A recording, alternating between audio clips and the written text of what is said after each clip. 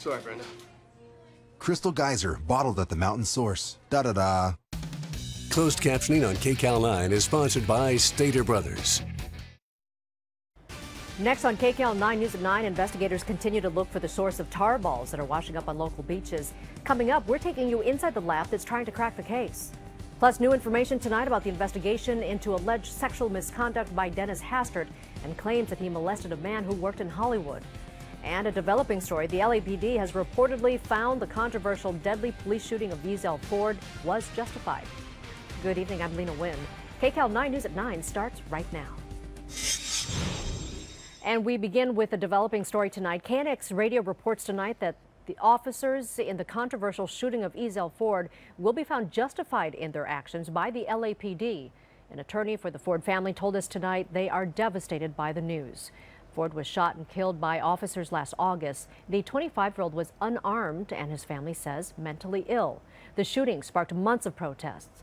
An autopsy showed Ford was shot 3 times by LAPD officers. The officers maintained there was a violent struggle for control of one of their service weapons.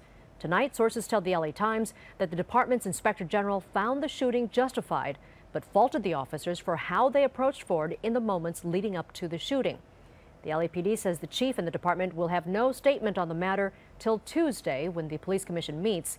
It's important to note that even though the department says the officers did not violate any rules, it is the Civilian Police Commission that will make the final ruling. And another big story tonight. This scandal surrounding Dennis Hastert is growing.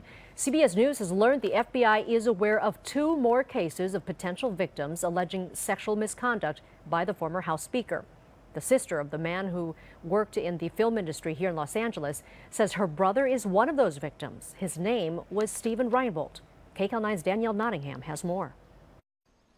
Former House Speaker Dennis Hastert is now being linked to as many as 3 potential victims of sexual misconduct.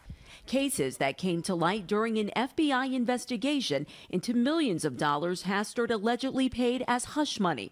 The victims date back to Hastert's days as a teacher and wrestling coach at Yorkville, Illinois High School. Sources say one of the potential victims is the person listed as Individual A in a federal indictment against Hastert. He is charged with evading bank regulations by withdrawing the money in small increments and lying about it to the FBI. Jolene Burge told ABC Hastert molested her brother Stephen Reinbold in high school when Reinbold worked with the wrestling team. Hastert's name came up years later when Reinbold told his sister he was gay. I asked him, Stevie, when was your first same-sex experience? I mean, he just looked at me and said, it was with Dennis Hastert. Reinbold died of AIDS in 1995.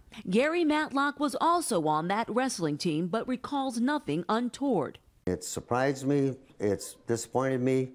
Hastert will be arraigned Tuesday in federal court in Chicago. Danielle Nottingham, KCAL 9 News. China's government denied today that it hacked into U.S. government computers, saying it wished the U.S. would trust it more.